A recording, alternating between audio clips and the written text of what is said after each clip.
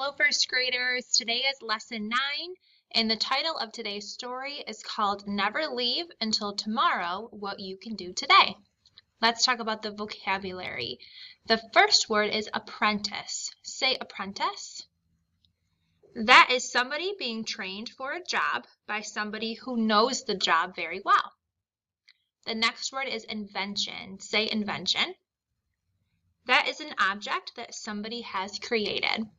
And the last word is wise. Say wise. That means showing good sense or judgment, often based on experiences. At the end of the read aloud, I will be able to describe the contributions of George Washington, describe the contributions of Benjamin Franklin, and understand the meaning of never leave until tomorrow what you can do today.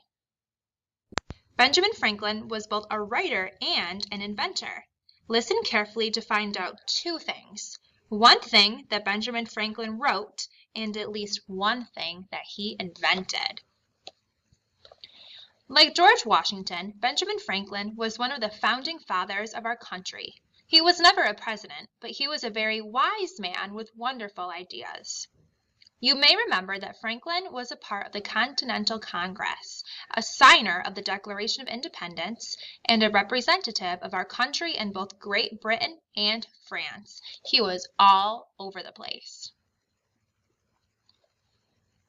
Long before his days in government, Benjamin Franklin was a successful businessman in Philadelphia.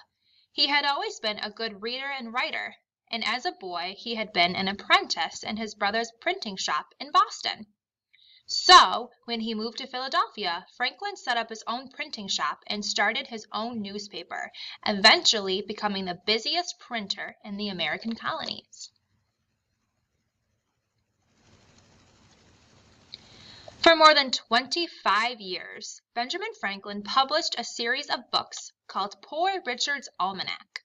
His almanac was often the only book that people bought. It contained lots of practical information that they really wanted to know. For example, the almanac had a calendar with the times of the sunrise and the sunset.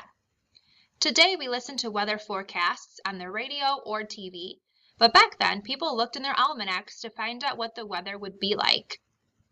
The almanac had stories and poems, as well as puzzles, jokes, and lots of advice. Franklin included many wise sayings, many of which we still use today.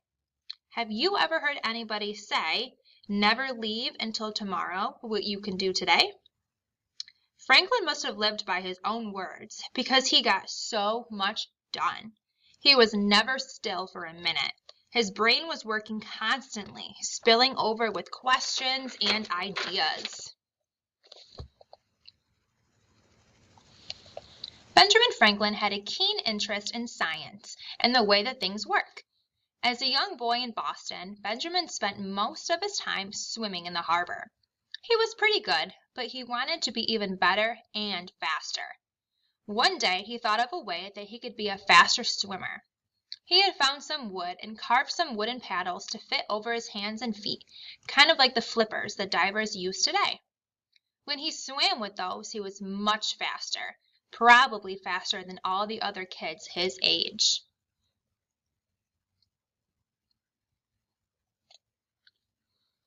As Benjamin Franklin grew older, he continued to invent new things. Anytime he saw a problem, he tried to invent a way to fix it. He had 2 pairs of glasses, one for reading and one to help him see things far away.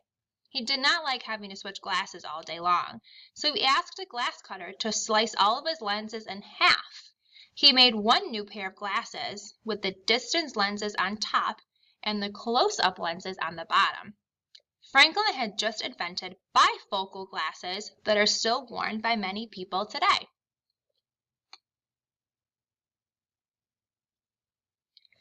While sitting up by the fire one night, Benjamin Franklin watched warm air disappearing up the chimney and wondered how he could trap more air inside the house. He made a wood-burning stove out of iron. It put out twice as much heat as a regular fireplace and burned less wood. This stove was named the Franklin stove after its inventor.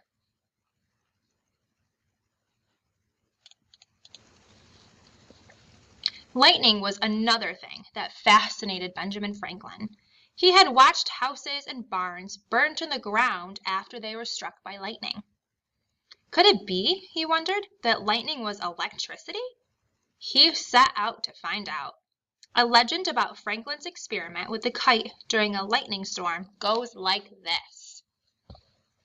One day, Franklin took his son William out in the middle of a thunderstorm, with lightning raging all around them.